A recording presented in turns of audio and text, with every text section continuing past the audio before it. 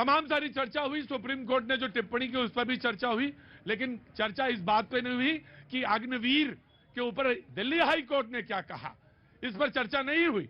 और राहुल लाल जी ने, मैं देखता हूं कि राहुल जी हर स्तर पर चर्चा करते हैं, लेकिन हाई कोर्ट ने अग्निवीर स्कीम पर क्या कहा यह नहीं कहा, चर्चा हुई। जरूर होनी थी चर्चा, मैं बता देता हूं, उन्होंने यही कहा कि स्कीम पे मैं कुछ नहीं बोलूंगा, वो ठीक है, मेरिट के हिसाब से है।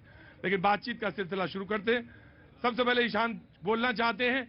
ईशान, मैं एक बात बोलूंगा आपसे, आप खड़े होइए, मैं एक बाइट छोटी सी लेता हूं जिस पर मैं बातचीत का रुख रखना चाहता हूं, गाड़ी पलटने को लेकर है। जी, एमपी हैं कन्नौज के, बात करना चाहते हैं, मैं उनकी एक बाइट लेता हूं, उसके बाद मैं शुरुआत करता हूं। जी, पाठक जी की बाइट। इन आरोपियों के साथ ऐसी गाड़ी पलटेगी तो ईश्वर तय करेगा। मैंने कहा कि अगर गाड़ी पलट जाए तो मुझे आश्चर्य नहीं होगा। यानी गाड़ी पलट भी सकती है, इस तरह की घटना हो सकती है। यदि गाड़ी पलट जाए तो मुझे आश्चर्य नहीं होगा। जब विकास दुबे की गाड़ी पलट गई तो अतीक की क्यों नहीं?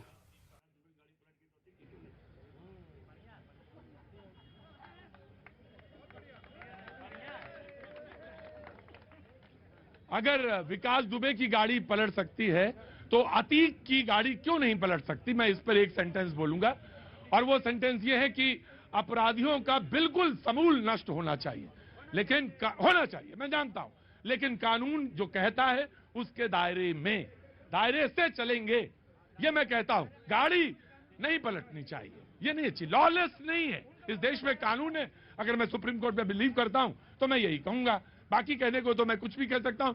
बाबूजी खड़े हैं, बहुत परेशान है। कहां से आना हुआ? मैं देवघर से आया हूं, झारखंड देवघर से आया हूं। हाँ जी, बोलिए, क्या बात है? मेरा कोरोना काल में भूमि माफियाओं ने मेरा मकान हड़प लिया।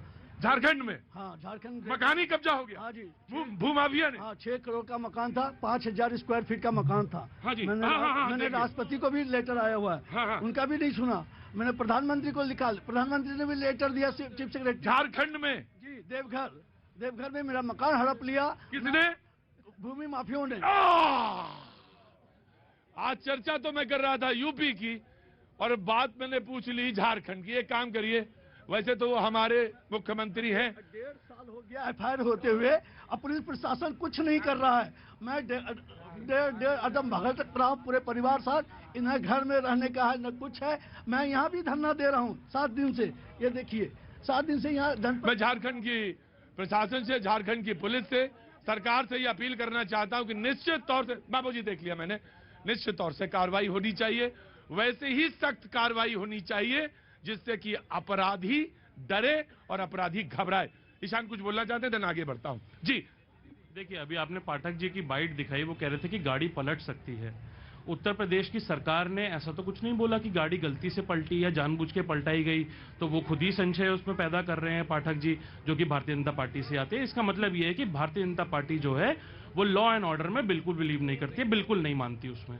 दूसरी बात, मैं छोटा सा आंकड़ा रखना चाहूंगा, बहुत बेसिक से आंकड़े, एनसीआरबी के आंकड़े हैं, जो कि एक सरकार की संस्था है।